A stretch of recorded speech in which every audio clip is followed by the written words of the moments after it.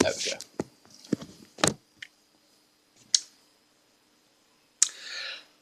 The ruler of this world, planet Earth, is the devil, with his pointed tail, his horns, his red colour, like a dragon, which is a dinosaur, dragon and dinosaur. And dinosaurs were the age preceding the rise of the mammals and human beings, pre-human dinosaur world, because that was the devil world. Volcanoes and dinosaurs, pre-human. This is his planet, and that's why he could tempt Jesus and offer him all the kingdoms of the earth, because this is his planet. He owns it. He's the natural ruler. He's not evil from his point of view. He's just the natural forces of the planet itself. From his point of view, he's just being himself in his world, doing what he wants in his house. Although, from our more sophisticated human perspective, we look down on the devil as monstrous, grotesque. When we see the dinosaurs, they're not cute, fluffy, cuddly, furry things that we can cuddle. Oh, no. They're grotesque monsters. They're hellish, devilish, that they look evil. So, as the ruler of the world, he could offer Jesus all these kingdoms if you acknowledge me as your superior, as your God, which Jesus refused. And that's why some, Bible-bashing evangelical types, they point out that the theosophical name for the ruler of this world is, forgive my pronunciation, but Sanat, Kumara.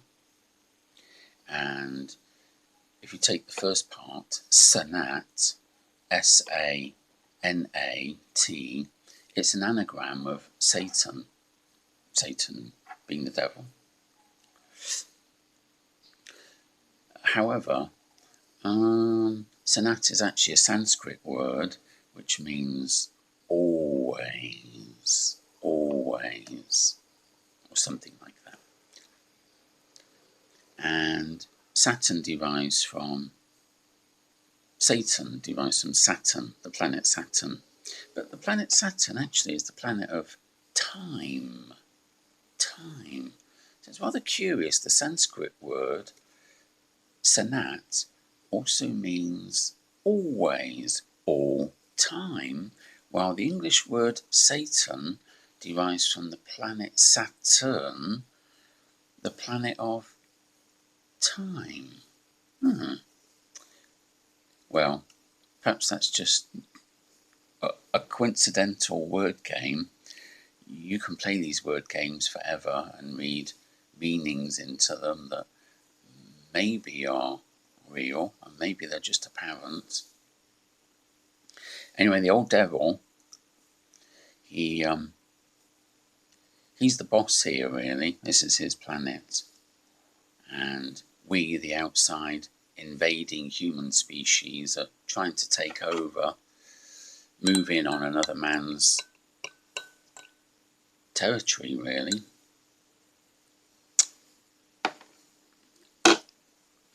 And as the boss, he exercises his power through his managers, his trusted envoys, his representatives, who are the powers and principalities in high places, whether it's in politics, banking, big business, the media, the the ruling class, and through them, by influencing their decision making, policies, attitudes, values, by impressing their mind, the devil exercises his power over our human world. So we fight not against flesh and blood, but against powers and principalities in high places. Something that the New World Order conspiracists never adequately explain is how the plan, this vast plan for a one world government, a global system, which extends over centuries, how it's maintained when a human life is only 70 years, and holding offices of power in government or in the upper echelons of the power decision-making offices. How, and that's just short periods, 20 years, maybe 30 years. How does a plan with a capital P, which extends over hundreds of years, if not thousands, continues when the human life is so short? And so the popular New World Order conspiracist explanation is to say, well, it's bloodlines, and the father teaches the son and instills the value in him and keeps the dream going, which, although maybe true partially, that does happen, but we can all feel it doesn't work. You can see that in a family business where the father builds a family business and he wants his son to take it over. And maybe the first son does. But then the son's son, the grandson, they're already got different values, and maintain the family dream, the grandfather's vision, becomes not impossible, but it's disintegrating quickly. So when we see that with the family business, it's the same with the New World Order plan, the vast plan. How do they maintain that over centuries? And of course, the answer is because that plan is maintained only through the elite, the Illuminati, through the secret societies.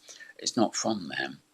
It comes from Sanat, or the devil, because as the ruler of this world, his lifespan is immense. He's the soul of the planet. You are the soul of your body. Your body equals planet Earth, and your soul equals Sanat, the soul of the Earth. And you can see the planet Earth is millions of years old. So his lifespan is vast. It's not limited to 80 years. And that's why he can make a plan that extends over millennia. And we are just tiny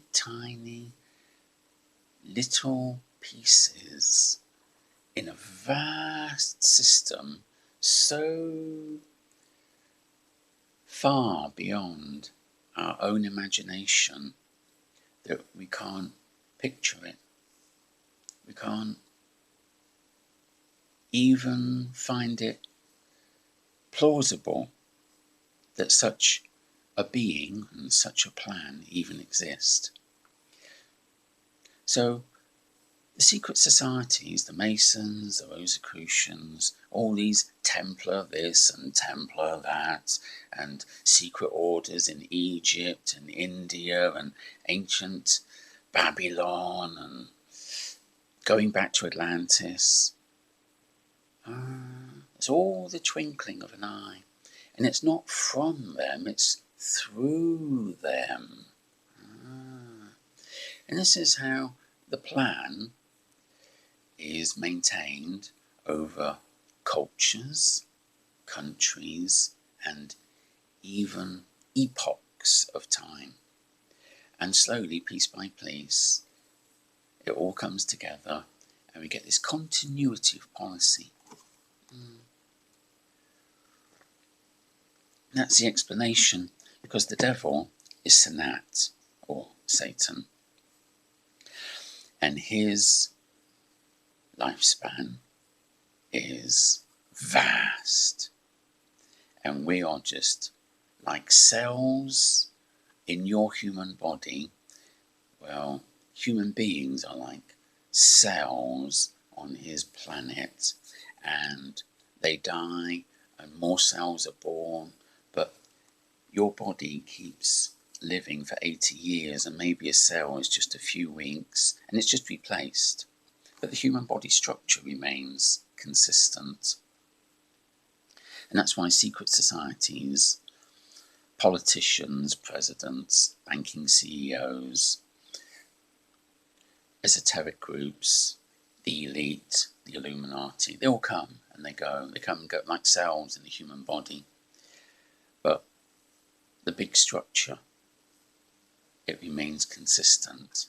And that's why the plan never changes, and we can see it all through history, because although it's about human history, it doesn't come from humans. It comes from that